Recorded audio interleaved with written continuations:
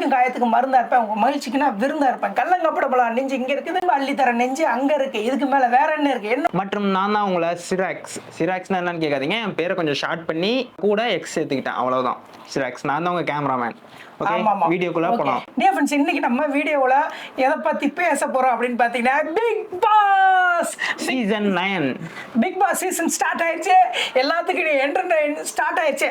இந்த big pass சீசனை வந்து பாத்தீங்கன்னா நம்ம ஸ்டைல்ல வந்து சொல்லுங்க அப்படின்னு சொல்லி எனக்கு தெரிஞ்சவங்களாம் ஃபோன் பண்ணி சொல்லியிருந்தாங்க, எல்லா சப்ஸ்கிரைபரும் சொல்லியிருந்தாங்க. அதனால வந்து பாத்தீங்கன்னா நான் ஃபர்ஸ்ட் டைம் இந்த வந்து பாத்தீங்கன்னா இந்த பிக் பாஸ் 9 வந்து பாத்தீங்கன்னா என் ஸ்டைல்ல வந்து பாத்தீங்கன்னா ரிவ்யூ பண்ண போறோம்.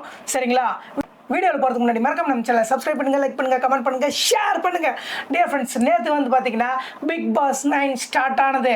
இந்த நிகழ்ச்சியை ஹோஸ்ட் பண்ணுறது யார் அப்படின்னு பார்த்தீங்கன்னா விஜேஎஸ் மக்கள் செல்வன் விஜய் சேதுபதி அவர்கள். ஆமாங்க, நேற்று வந்திருந்தாருங்க, பார்த்தங்க. அதில் வந்து பார்த்தீங்கன்னா தலைவன் விஜய் சேதுபதி வேற லெவலில் பண்ணியிருந்தாருங்க.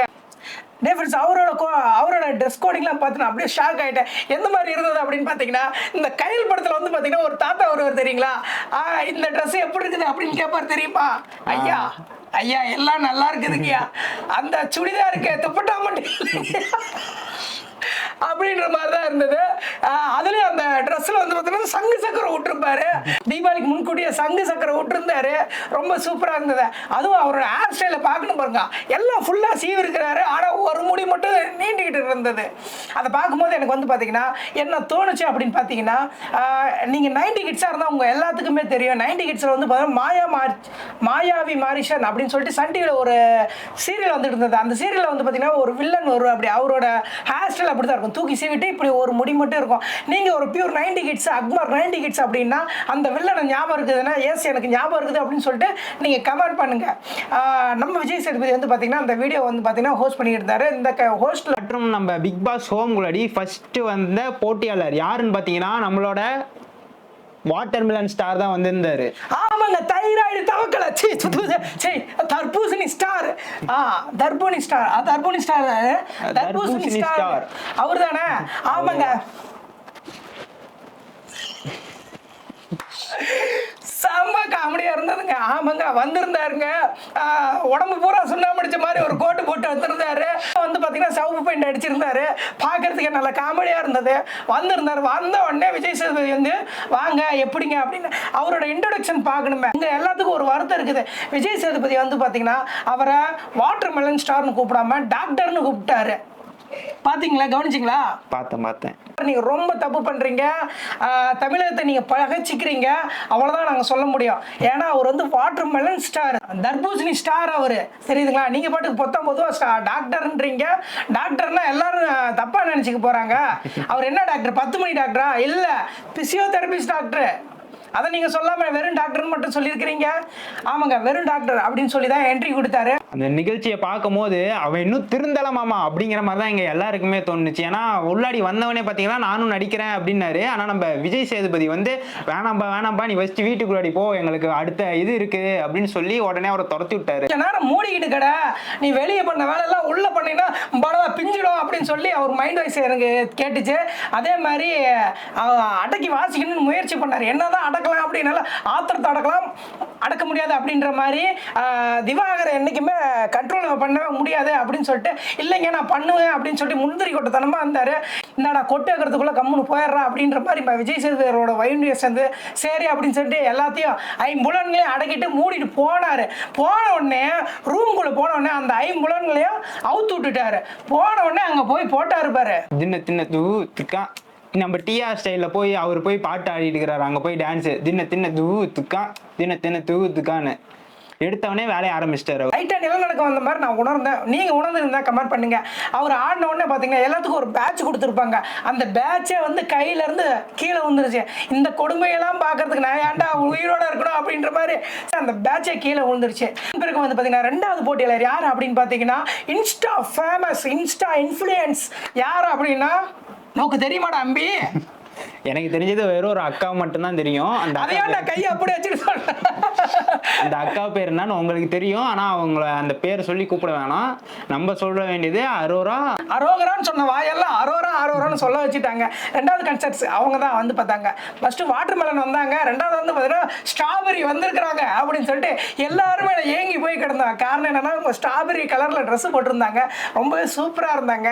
அவங்க எல்லாத்துக்கும் தெரியும், இன்ஸ்டா யூஸ் பண்ணிட்டு இருக்க எல்லாத்துக்குமே தெரியும் அவங்க யாரு என்னன்னு. ஃப்ரெண்ட்ஸ், அந்த அரோரா வந்து பார்த்தீங்கன்னா பிக் பாஸ் வீட்டுக்குள்ள நுழையிறாங்க. நுழைஞ்ச உடனே என்ன நடந்தது? ஒன்றும் நடக்கல. நம்ம வாட்டர் மெலன் ஸ்டாரு வந்தவனே வேலையை காமிச்சிட்டாரு. அதுக்காட்டியும் என்ன வேலைடா? நீங்க நினைக்கிற மாதிரி இல்ல. அரோரா உள்ளாடி வந்தவனே தலைவர் இங்கிலீஷ்ல போட்டு தாக்குறாரு. அந்த வாயில வந்து இல்லம்மா, அதாவது வந்து பாத்தீங்கன்னா நீங்க நினைக்கிறதுலாம் தப்புமா, நான் எப்படி தெரியுமா பண்ணுவேன், பெர்ஃபார்மன்ஸ் எல்லாம் பண்ணுவேன் அப்படி இப்படின்னு செந்தமிழில் பேசிக் கொண்டிருந்த வாய் வந்து பாத்தீங்கன்னா ஆங்கிலத்தில் பீட்டரோட ஆரம்பித்திருந்த ஹாய் ஹலோ ஐ ஆம் டாக்டர் திவாகர் பீட்டரோட ஆரம்பிச்சிட்டாரு. மண்டையா இதுக்கு மேலே நீ இங்கிலீஷ் பேசுற அவ்வளோ மண்டையை உடச்சு விடுவோம்டா அப்படின்னு சொல்லி பிக் பாஸ் பார்த்துட்டு இருந்த எல்லாரோட மைண்ட் வாய்ஸ்ல அதுதான் அங்கே ஓடிட்டு இருந்தது. நம்ம திவாகர் வந்து பார்த்தீங்கன்னா இங்கிலீஷில் பீட்டு விட்டுருந்த இந்த பீஸ் அடிக்கிறதுக்குன்னு அளவு எடுத்து செஞ்ச மாதிரி அடுத்த ஒரு தரமான பீஸை இறக்குனாங்க. அவருடைய பேர் என்னன்னு பார்த்தீங்கன்னா எஃப்ஜே. எஃப்ஜேனா? எஃப்ஜேக்கு ஃபுல் ஃபார்ம்லாம் தெரியல. அவர் பேரை கேட்டாலும் சொல்ல முடியாது, போப்பான்ட்டு போறாரு.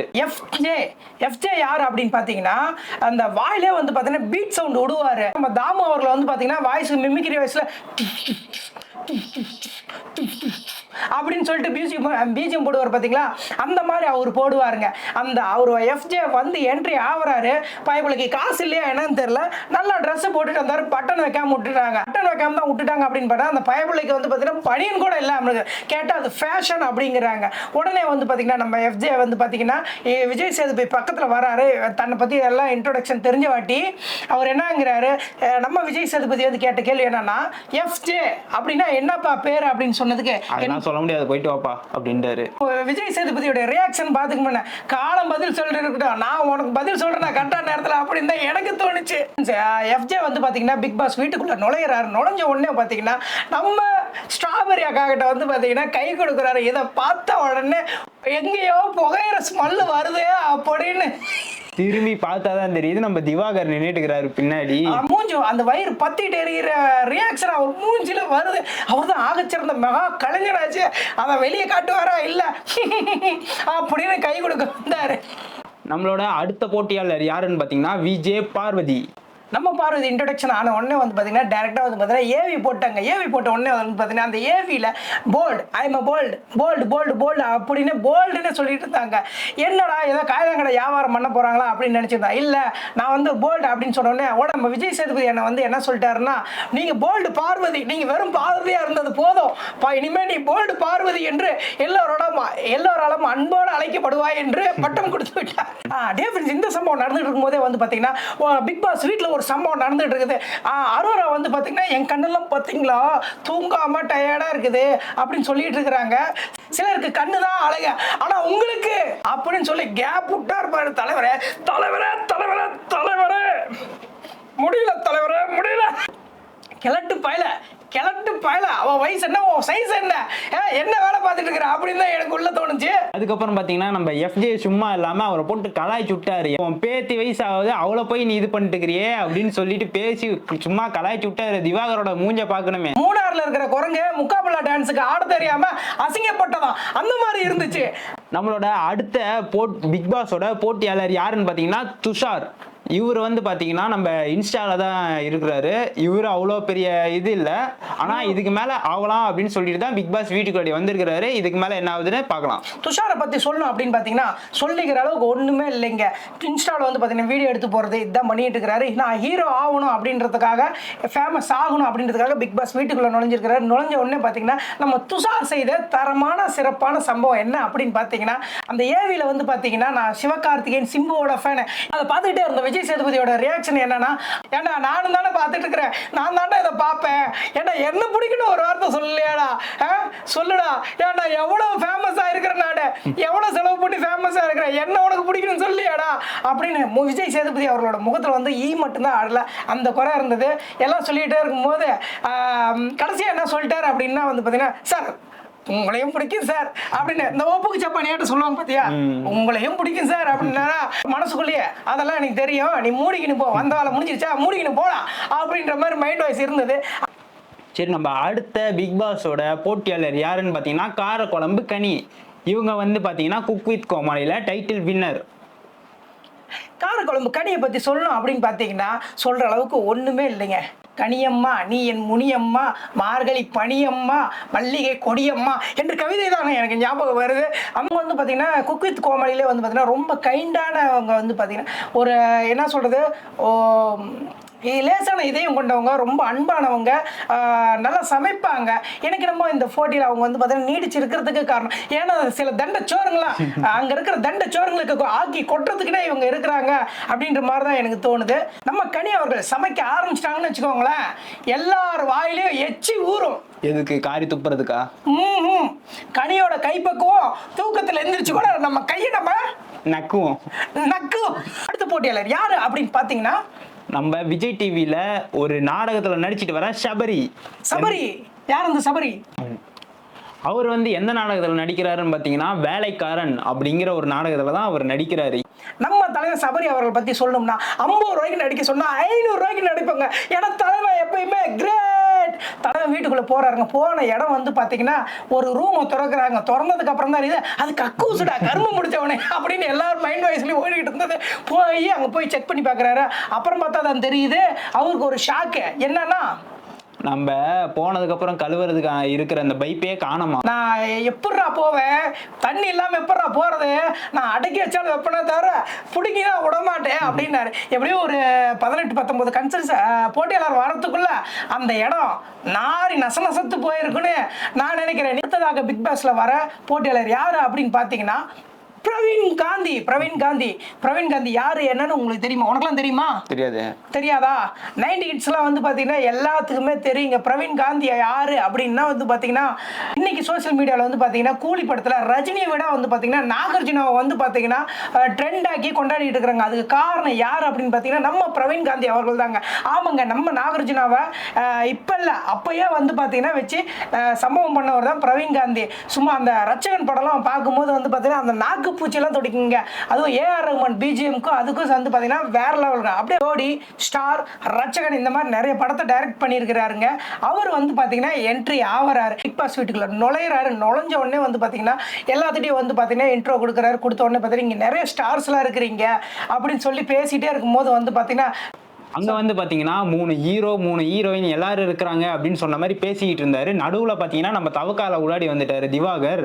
அவர் நடுவுல வந்து பாத்தீங்கன்னா அப்ப நான் என்ன பண்ணுவேன், அப்ப நான் யாரு அப்படின்னு கேட்டிருக்கிறாரு. நீங்க ஆமா நீங்களும் தான் இருக்கிறீங்க, ஏன்னா காமெடியன் இல்லாம எப்படி ஒரு படம் ஓடும் அப்படின்ற மாதிரி போட்டு கலாய்ச்சி விட்டுக்கிறாரு. அவரோட மூஞ்ச பாத்தீங்கன்னா அப்படியே நெருப்புடா அப்படின்னு அவர் மனசுக்குள்ள ஓடிட்டு இருந்தது. உடனே நம்ம பிரவீன் காந்தி இனிமே நீ ரெடிமேடு அடுப்புடா அப்படின்ற மாதிரி பஞ்ச கொடுத்தாரு. நம்ம பிக் பாஸோட அடுத்த போட்டியாளர் யாருன்னு பாத்தீங்கன்னா கினிங்கிறவங்க யாருன்னு பாத்தீங்கன்னா ஒன்றும் இல்லைங்க, நம்ம குக் வித் கோமாளியா வந்து நடிச்சிருக்கிறாங்க. அப்புறம் வந்து பாத்தீங்கன்னா சிங்கிள் பசங்க அப்படிங்கிறதுலயும் நடிச்சிருக்கிறாங்க. கெனி என்னுடைய ஒரு பக்கம் தான் நீங்க பாத்துருக்கீங்க, சிரிச்ச முகமா பாத்துருக்கீங்க. எனக்கு இன்னொரு முகம் இருக்குது, அது நல்லா இருக்குமா? அப்படிதான் தோணுச்சு. அப்புறம் வந்து பாத்தீங்கன்னா எனக்கு என்ன, அப்புறம் அவங்க சொன்னாங்க நீ சாஃப்ட்வேர் பண்ணிச்சா நான் ராக்கெட் அளவுக்கு அப்படின்னு சொன்னாங்க. சரின்னு சொல்லிட்டு நாமளும் செம்ம காமெடி அப்படின்னு நினைச்சிட்டு நாமளும் கடந்து போயிட்டோம். நம்ம பிக் பாஸோட அடுத்த போட்டியாளர் யாருன்னு பாத்தீங்கன்னா ஆதிரை. இவங்க வந்து பாத்தீங்கன்னா நம்மளோட பிகில், நம்ம தளபதி நடிச்ச பிகில் படத்துல வந்து ஒரு ஃபுட்பால் பிளேயரா நடிச்சிருக்கிறாங்க. இவங்களை பத்தி சொல்லணும்னா விஜய் டிவில வந்து பாத்தீங்கன்னா மகாநதி சீரியல்லையும் நடிச்சிருக்கிறாங்க.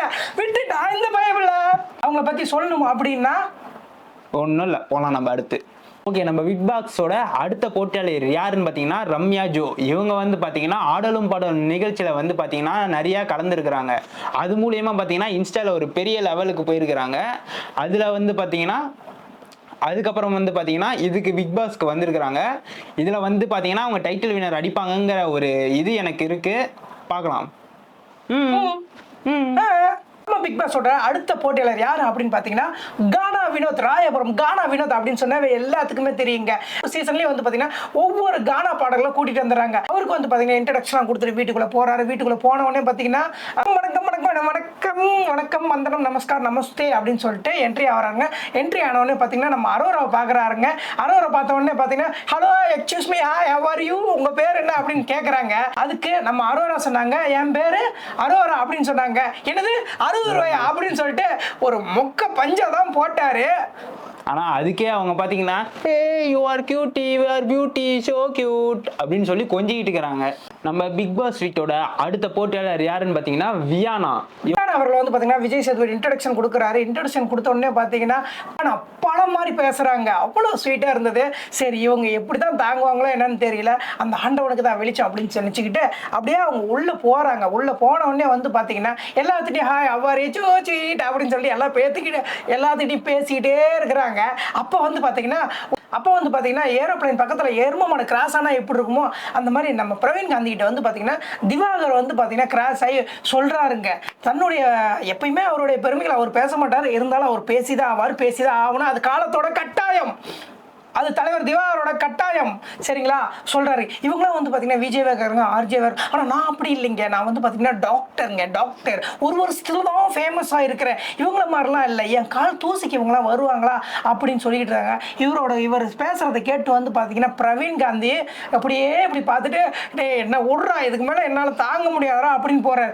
இல்லை நான் விடமாட்டேன் அப்படின்னு சொல்லிட்டு மறுபடியும் வந்து பேசுறாரு. அப்போ அவர் பிரவீன் காந்தியோட மைண்ட் வாய்ஸ்ல என்ன தோணி இருக்கும் அப்படின்னு நினைச்சிங்கன்னா இந்த செவரு இன்னும் எத்தனை பேர்த்த தான் காவு வாங்க போகுதோ அப்படின்னு தான் தோணி இருக்கும். பிக் பாஸ் வீட்டோட அடுத்த போட்டியாளர் யாருன்னு பார்த்தீங்கன்னா பிரவீன் அப்படிங்கிறவர் வந்து அவ்வளோ பெரிய மீடியாவில் எதுவும் இது இல்லை. ஆனால் இவர் வந்து நான் பெரிய ஆள் ஆகி வந்து ஆக்டர் ஆகி நான் சீரியலையும் நடிக்கணும் அப்படின்னு சொல்லிட்டு தான் இந்த பிக் பாஸ் வீட்டுக்குள்ளாடியே வந்திருக்கிறாரு. இன்ட்ரடக்ஷன் பார்க்கும்போது வந்து பார்த்தீங்கன்னா எனக்கு வந்து பார்த்தீங்கன்னா இந்த சக்திமான் நாடகத்தில் இருள் நீடிக்கின்றது அப்படின்னு சொல்லிட்டு முக்காடு போட்டுட்டு அந்த தம்ராஜ் கில்யூஷன் இருப்பாங்க பார்த்தியா, எனக்கு அந்த மாதிரி தான் ஒரு நிமிஷமே நான் பயந்து போயிட்டேன். நானே வந்து பார்த்தீங்கன்னா போயிட்டேன். அதுக்கப்புறம் வந்து பார்த்தீங்கன்னா வராரு, என்ட்ரி கொடுக்குறாரு, விஜய் சேதுபதி கிட்ட பேசிட்டே இருக்கும்போது வந்து பார்த்தீங்கன்னா எல்லாம் பேசி முடிச்ச வாட்டி விஜய் சேதுபதி கிட்ட வந்து பார்த்தீங்கன்னா ஓவர் கான்ஃபிடென்ட்டாக பேசிட்டு இருக்கிறார். விஜய் சேதுபதி வந்து பார்த்தீங்கன்னா அதெல்லாம் எனக்கு தெரியும் அப்படின்ற மாதிரி நினைச்சிட்டு இருந்தாரு. பிக் பாஸ் வீட்டுக்குள்ள போறதுக்கு முன்னாடி வந்து பார்த்தீங்கன்னா பிரவீன் அவங்க மனைவி வந்து என்ன சொல்றாங்க அப்படின்னு பார்த்தீங்கன்னா எனக்கு ஒன்றை பார்த்தா பயம் இல்லை, உள்ள இருக்கிறவங்கள பார்த்தா தான் பயம் அப்படின்னு சொல்லிட்டு இருக்கிறாங்க. இது என்னடா இது, எவ்வளோ மாற்றி அவன் பில்டப் பண்ணுறான், அவனை மாற்றி இவன் பில்டப் பண்ணுறான், என்னடா நடக்குதுங்க அப்படின்னு ஒரே குழப்பமா இருக்குது எங்களுக்கு. நம்ம பிக் பாஸ் வீட்டோட அடுத்த போட்டியாளர் யாருன்னு பார்த்தீங்கன்னா சுபிக்ஷா. இவங்களை பற்றி சொல்லணும்னா இவங்க வந்து ஒரு vlog எடுப்பாங்க. அதுவும் பார்த்தீங்கன்னா நார்மலாக எல்லா ஊரையும் சுற்றியில் நம்ம தமிழ்நாட்டோட மீனவ vloggerனா அது இவங்கள தான் சொல்லணும். எப்பயுமே வந்து பார்த்தீங்கன்னா விஜய் டிவியில் இருக்கிறவங்கள தான் வளைச்சு வந்து பார்த்தீங்கன்னா பிக் பாஸில் போடுவாங்க. ஆனால் இந்த வாட்டி என்னன்னு தெரியல, சோசியல் மீடியாவில் ஃபேமஸாக இருக்கிறவங்கள சோசியல் மீடியாவில் ஆக்டிவாக இருக்கிறவங்கள வந்து பார்த்தீங்கன்னா இந்த வாட்டி போட்டுக்கிறாங்க. அந்த அடுத்த போட்டியாளர்கள் யாருன்னு பார்த்தீங்கன்னா அப்சரா, அப்புறம் வந்து பார்த்தீங்கன்னா நந்தினி, அப்புறம் வந்து பார்த்தீங்கன்னா விக்ரம் யார் அப்படின்னு பார்த்தீங்கன்னா நம்ம சோசியல் மீடியாவில் வந்து பார்த்தீங்கன்னா பாட்டு கிரியேட் பண்ணும்போது மியூசிக் டைரக்டரோட ரியாக்ஷன்ல எப்படி இருக்கும் அப்படின்னு சொல்லிட்டு யூடியூப் சேனலில் வந்து பார்த்தீங்கன்னா ரியாக்ஷன் பண்ணிட்டு இருப்பாரு. எனக்கு இனிமேல் இவர் உள்ள போன உடனே வந்து பார்த்தீங்கன்னா அந்த ஒரு நல்ல ஒரு ஃபன்னியான என்டர்டைன்மெண்ட்டாக கண்டிப்பாக இவர் இருப்பார் அப்படின்னு தான் எனக்கு தோணுது. நம்ம பிக் பாஸோட அடுத்த போட்டியாளர் யார் அப்படின்னு பார்த்தீங்கன்னா கமருதீன். இவர் வந்து பார்த்தீங்கன்னா வெப் சீரியல்லாம் பண்ணியிருக்கிறாரு. நம்ம கமருதீன் வந்து பார்த்தீங்கன்னா பெரிய ஆக்டர் ஆகணும் அப்படின்ற ஒரு ட்ரீமோட வந்திருக்கிறாரு. அதோட லாஸ்ட் ஃபைனல் போட்டியாளர் யார் அப்படின்னு பார்த்தீங்கன்னா அகோரி கலை. நம்ம சந்தானம் மட்டும் இங்க இருந்திருந்தாருன்னு வச்சுக்கோங்களேன், இவன் தாயபாஸ் காட்டிக்கு தாவணி பாட போட்ட மாதிரி இருப்பானு ஒரு அவுது பத்திடா அப்படின்னு சொல்லி கலாச்சிருப்பாரு. கலையை பத்தி கொஞ்சம் 2-3 வாரத்தை நம்ம ஸ்டைல பேசலாம். நம்ம அகோரி கலையை பத்தி சொல்லணும் அப்படின்னு பாத்தீங்கன்னா பாஸ்ட் உடம்பு முழுக்க வந்து பாத்தீங்கன்னா விபூதி பேசிக்கிட்டு குறி சொல்லிட்டு பிணங்களை தின்னிட்டு காசிக்கு போயிட்டு நான் ஒரு அகோரி அப்படின்னு சொல்லிட்டு நல்லா உருட்டிட்டு இருந்தாரு.